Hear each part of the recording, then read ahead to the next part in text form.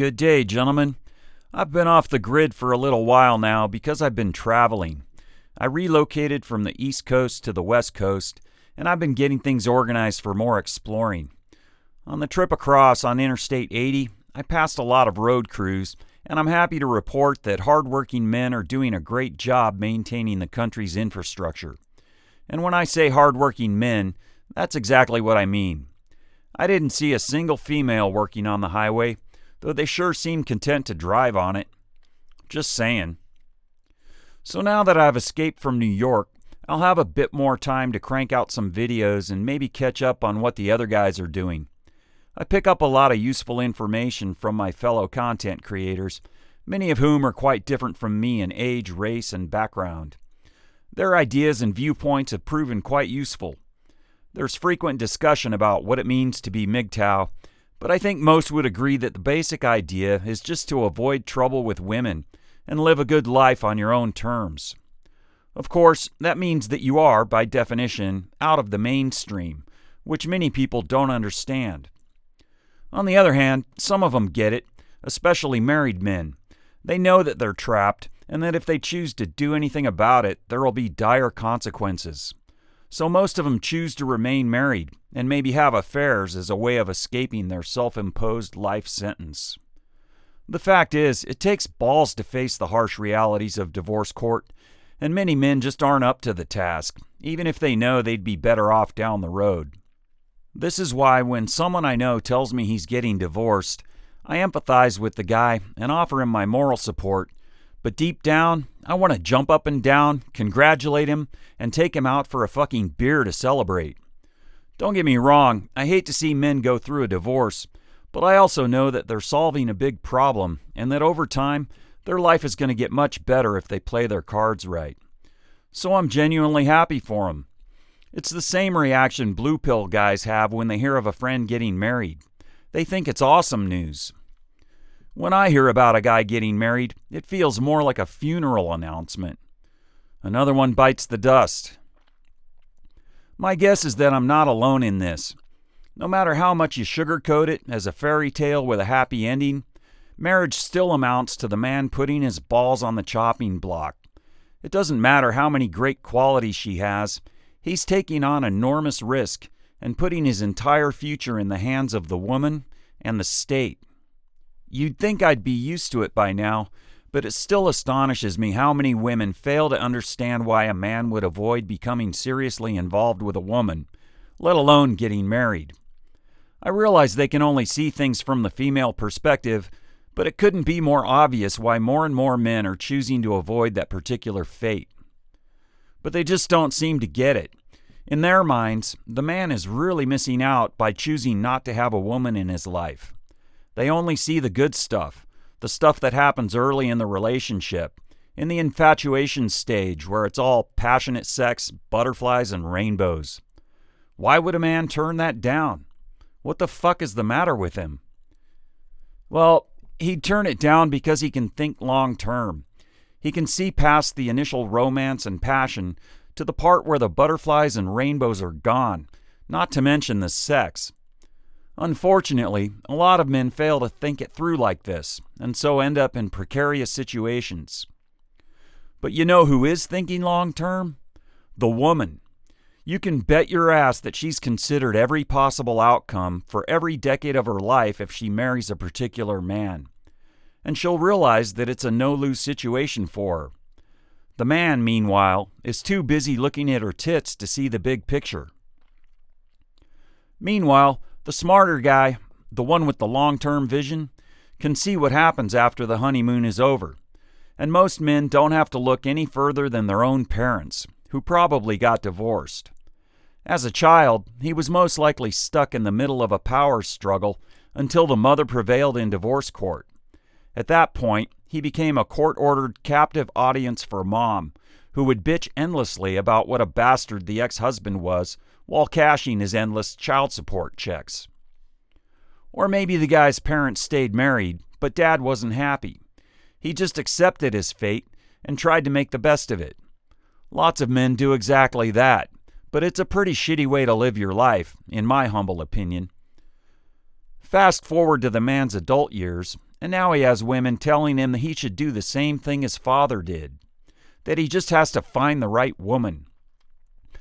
I'm sorry to say that I, for one, bought into that line of crap, and guess what happened? The same thing that happened to my father when my parents divorced. The same thing that happened to virtually all of my friends' fathers. In every single case, the mother got custody and the man paid child support and alimony while having limited access to his own children. This is why I recommend that young men in particular who are considering the red pill don't just take my word for it or the word of anyone else by itself.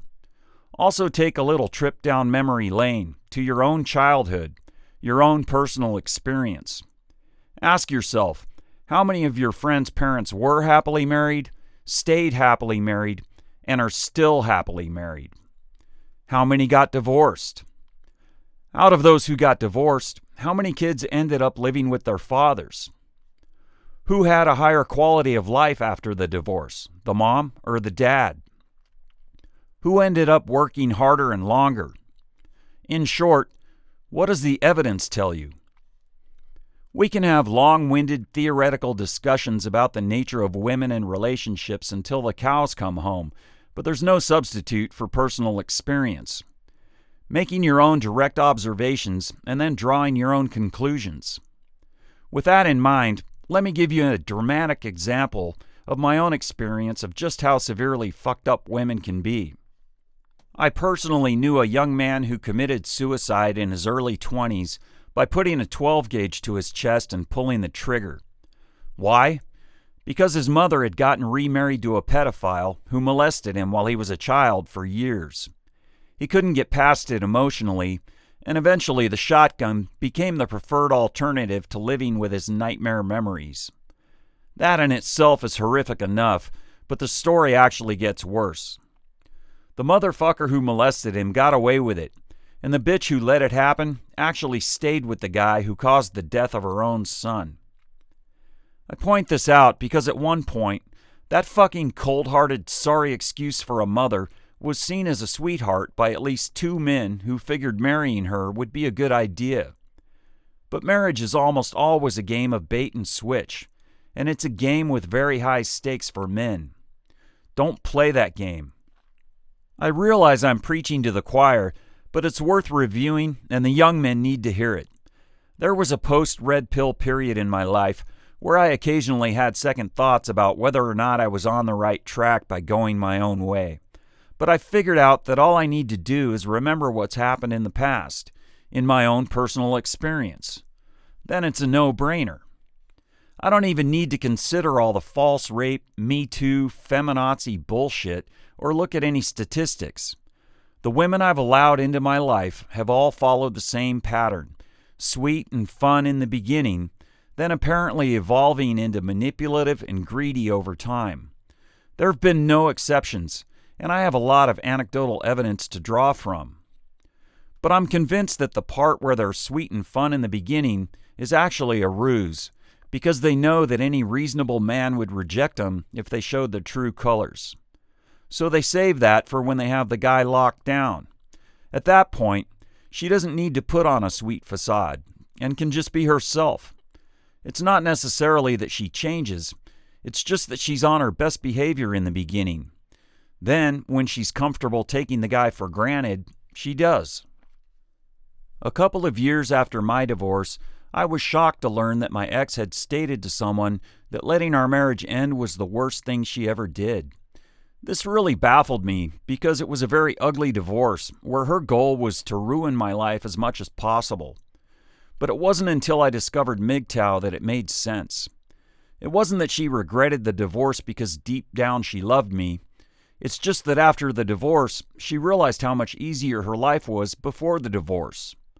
She simply took me for granted, as women tend to do with their men. Prior to the red pill, I put a lot of effort into understanding women. I talked to them, I read books, and really tried to understand. But it turned out that all of it was bullshit. It also turned out that the MGTOW community actually explained it quite clearly, and there's no great mystery about what makes women tick. Women are by nature hypergamous, for example. That in itself explains a lot, And there's no such thing as feminine mystique. That's just code for unpredictable and unreliable. And the million-dollar question, what do women want, has a very simple answer: resources. It's no more complicated than that. They prove it every day. The pursuit of resources is their primary directive, which is why shopping is a universal compulsion among women. There are obviously an infinite number of ways that men come to take the red pill, but I'd guess that they could be broadly categorized in one of two ways. Either you work things out on your own and then discover MGTOW, like I did, and I think that's the way it goes for a lot of us older guys. Or you discover MGTOW and then decide that it's the best way to go, which is probably the case with more of the younger guys. Either way, the question then becomes, what now? And the answer is easy: whatever the fuck you want, because you're free. As a MGTOW content creator, I can provide my own ideas about things that work for me, but I don't speak with any authority. None of us do. In fact, this is something that I believe makes MGTOW unique. We may turn out to be the largest organization in history that isn't actually an organization.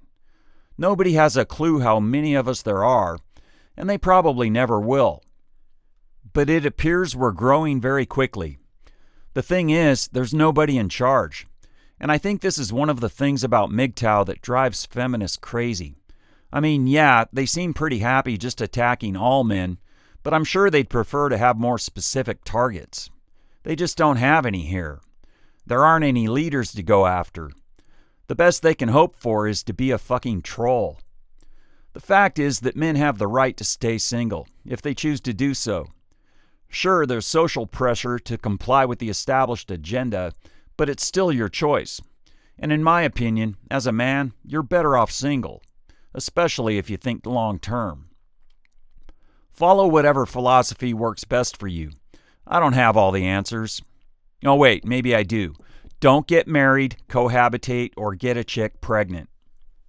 If you're not clear on why I keep repeating that message, do some MGTOW channel surfing, because most of that content is devoted to answering that question. Along the way, you're likely to come across a lot of other useful stuff beyond those 3 recommendations. Within the Red Pill community, we have no shortage of ideas, but what makes this unique is the absence of female influence. This is viewed as a bad thing, or even a dangerous thing, by many said females. But you have to ask yourself, why would this be the case? I mean, most men are fine with women getting together to gossip and yak about God knows what. Why would women feel threatened by men speaking honestly among themselves? It's because they have no control in this environment. And control, of course, is something they require in order to feel secure. This compels them to insert themselves into any environment where women are absent. For example, we have the man cave phenomena, where men just want one shitty little space in their own house where they can be left alone for a while. Yet, their wives want to be part of it too, so they'll put on a jersey and pretend to give a shit about football in order to infiltrate the cave. The manosphere is the only place left where women have failed to infiltrate, unless you count career fields like sewage workers or apparently highway maintenance crews. They're not really interested in equality in those cases, and there's a reason women aren't welcome here. It's not because we're misogynists, it's because they're everywhere else, and this is the one place where we can speak freely. The one place where we're not told that we're not thinking correctly. At least, not usually. And the one place where our masculinity is actually seen as the good thing that it is. So the next time you see one of those gender-confused metrosexuals working at the grocery store, remember that there's still a faction of men here who haven't lost our fucking minds. We're out of the mainstream, but when you look at what's happening in mainstream society, that can only be seen as a good thing. Thanks for listening, gentlemen, and have a great day.